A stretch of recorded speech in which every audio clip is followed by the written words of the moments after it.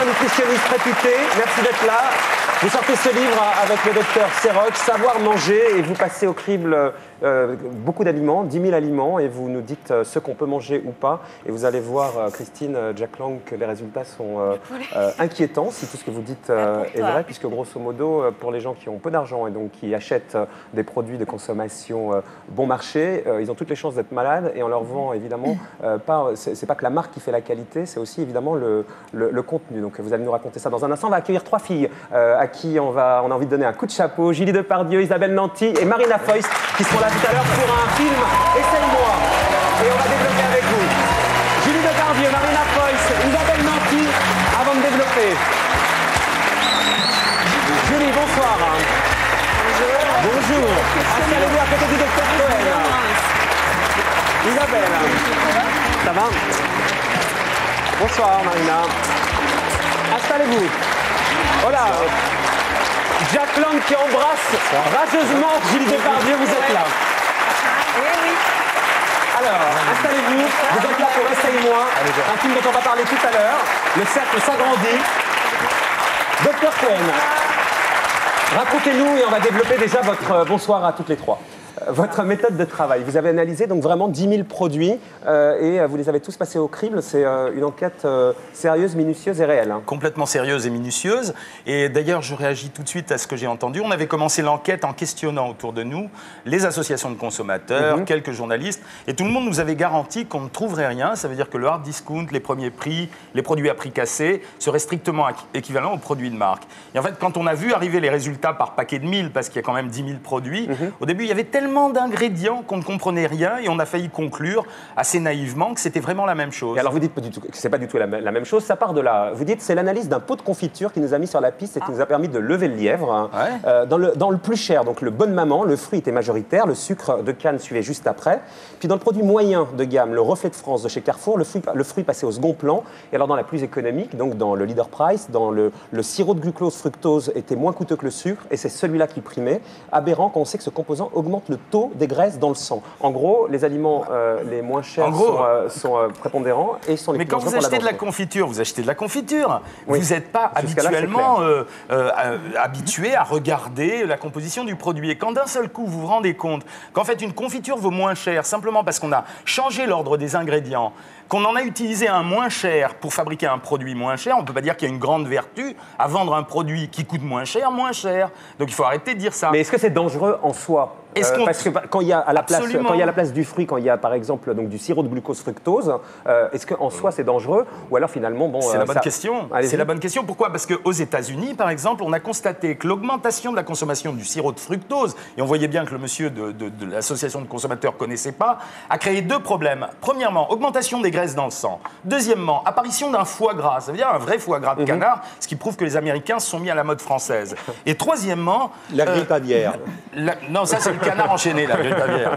Et troisièmement, une augmentation de l'obésité. Ceci est clairement démontré. Les Américains en consomment 100 grammes par jour. Donc, nous en consommons 20 grammes. Et au rythme où nous achetons ce type de produit, on arrivera à créer ce phénomène. Alors, un autre exemple. Vous dites comment ne pas être interloqué en voyant, par exemple, certains nuggets de poulet adorés par nos enfants, fabriqués en partie avec la peau de poulet. Certaines préparations à base de viande contiennent en fait 1,4 g de viande pour 100 grammes. Certaines tranches de jambon bon marché contiennent 30% de viande en moins que d'autres vendues plus cher. Sans parler des eaux minérales composées en partie d'eau de robinet, de Coca Light à bas prix, fabriqués avec des édulcorants contestés ou des prix de hard discount au premier prix affichant pour une même spécialité des composants étonnamment différents que celles des marques nationales. Mais c'est ça la réalité des produits qu'on achète dans des Je tiens à remercier les petits camarades qui ont inventé ce type de produit, parce que je reconnais qu'avoir lu dans la viande reconstituée de dinde le terme viande, eau et peau de dinde, ça m'a fait quand même éclater de rire. Et puis le gars qui a inventé l'eau minérale... Vous inquiétez les 3 filles, elles vous regardent, alors elles sont les trois médusées, on dirait. Je suis pas inquiète, je suis bouleversée. Vous êtes bouleversée.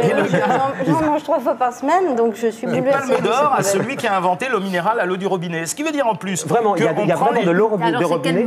Allez-y, oui, bonne question à nouveau. Il y avait 2 distributeurs qui fabriquaient ça, qui s'appelaient Netto et ED. Ils fabriquent une eau minérale aromatisée. Je donne toutes les marques. C'est pour ça que les critiques ne m'intéressent pas, puisque c'est un objectif factuel. Et ces gens-là fabriquent de l'eau minérale à l'eau du robinet. Pourquoi ? Parce qu'ils mettent 54% d'eau minérale et 42% d'eau du robinet. Ça vous laisse le droit d'écrire boisson à l'eau minérale. Ah oui, mais monsieur Duchemol, qui se promène dans le magasin, il achète de l'eau minérale, de la boisson à l'eau minérale, il est persuadé qu'il a acheté un produit tout à fait naturel. En fait, il s'est fait avoir. Et ce qui m'énerve le Monsieur plus... Schmoll, il s'en fout, il la met dans le pastis. Donc après, il a 54% de pastis. Je reconnais là un vrai professionnel. Docteur Cohen, est-ce que ce que vous racontez, ça vaut pour tous les produits? Par exemple, les produits de base, la farine, le sucre, les œufs, les fruits et légumes, est-ce que le yaourt, etc., est-ce que tous ces produits-là, vous les pointez du doigt, il ne faut pas aller acheter dans les produits de la On a un côté avec Serog assez provocateur, c'est-à-dire qu'on veut pousser le trait, qu'on nous dise les produits pas chers sont les mêmes, on répond non, et nous, on démontre les exemples, mais c'est vrai que c'était une majorité de produits qui étaient concernés et qu'on a quand même trouvé des produits tout à fait corrects et même de temps en temps supérieurs. Et on les a nommés dans le livre. Vous dites, par exemple, les pizzas surgelées sont meilleures chez les hard discount que dans les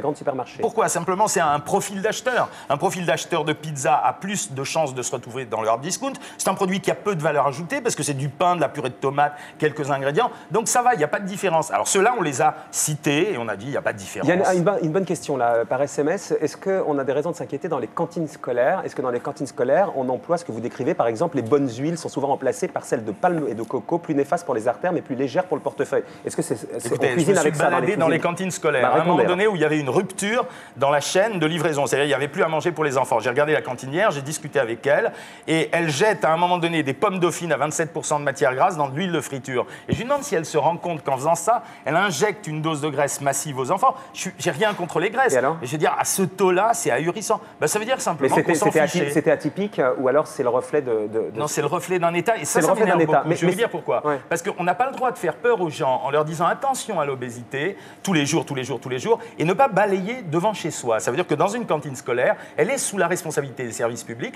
donc de ce fait... Mais alors la loi, justement, elle dit quoi, la loi, par rapport à ça? Est-ce qu'il y a des produits qui devraient être interdits, vous diriez ça, docteur? On est obligé de passer à une étape supérieure de la loi, où il va falloir encadrer mieux les produits, surveiller mieux ce qu'on donne à manger. Ce qui n'est pas le cas aujourd'hui. Aujourd'hui, on peut faire à peu près... Personne vérifie alors? Eh bien, parce qu'on est les premiers à le faire, c'est pour ça. Merci, Julie. Vous faites la pub du docteur... On est à sauce sur cette histoire. Et vous ne pensez pas, je reviens à l'obésité, bon, je ne suis pas concerné, mais vous pensez aux États-Unis depuis quelques mois, on voit...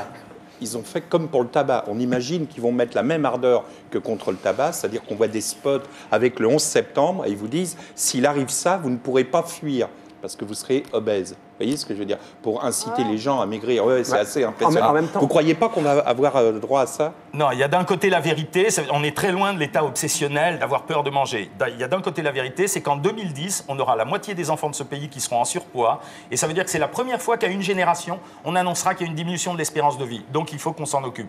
Mais ça veut dire qu'il faut qu'on s'en occupe. Mais en même temps, là, parce que vous dites ça, mais en même temps, on a bien compris que les Lidl Price, etc., ils disent, eux, quand on les interroge, ce qu'on a fait cette semaine, qu'ils sont dans le cadre de la loi, qu'ils ne sont pas hors la loi. Hein, ils ont raison. La plupart du temps, ils ont raison. Et je dis que c'est sur la loi aussi qu'il va falloir agir. Mais ce qu'ils n'ont pas le droit de dire, c'est nous vendons pareil. Et à certains exemples qu'on m'a donnés, quand on voit sur une tranche de jambon 100% de viande, sur l'autre 90 et sur l'autre 80, il n'y a pas de démonstration à faire. Tout le monde peut comprendre. Et c'est ça qu'on est en train de faire. Titiller ces gens-là, non pas pour leur faire du mal, mais pour les pousser à remonter le niveau de ce qu'ils sont en train de faire dans l'intérêt de tous. Votre livre, c'est un vrai pavé dans la mare. Et en même temps, tout à l'heure, on parlait du Canard enchaîné. Il y a eu un article qui est paru cette semaine dans le Canard enchaîné, un article assassin contre votre livre et qui dit que vous n'êtes pas crédible puisque le docteur Serog, qui travaille avec vous, tire 40% de ses revenus de ses activités de consultant auprès des grandes marques comme Nestlé, sa filiale Erta et le Sieur, plutôt bien traité dans votre ouvrage. C'est vrai que quand on lit les choses, vous dites que chez Erta, le taux de protéines est remarquable, un apport en matière grasse très faible. Est-ce que ça décrédibilise pas le contenu de votre livre, tout ça? C'est vrai que ces marques-là sont très très bien traitées dans votre livre. Non, pas du tout. Si. Non. Il dit même, alors là, j'ai trouvé ce truc-là, c'était incroyable. Il dit même qu'on a faim, plutôt que de se précipiter sur un fruit, il faut mieux manger de la charcuterie. Excusez-moi, mais ça paraît complètement...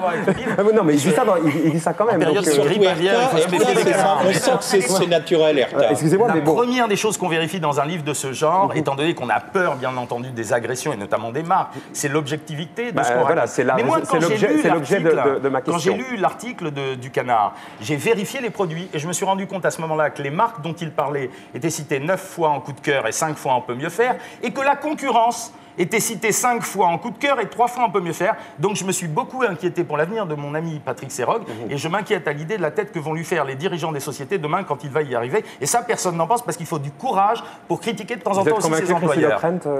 Il est très bon, hein, mais bon. Non, je dis la vérité, donc c'est facile. Est-ce que vous êtes convaincu? Convaincu par... Est-ce qu'il est en Par coup de le conflit cœur idée dans son livre. Non, par le conflit d'intérêts qui manifestement n'a pas l'air...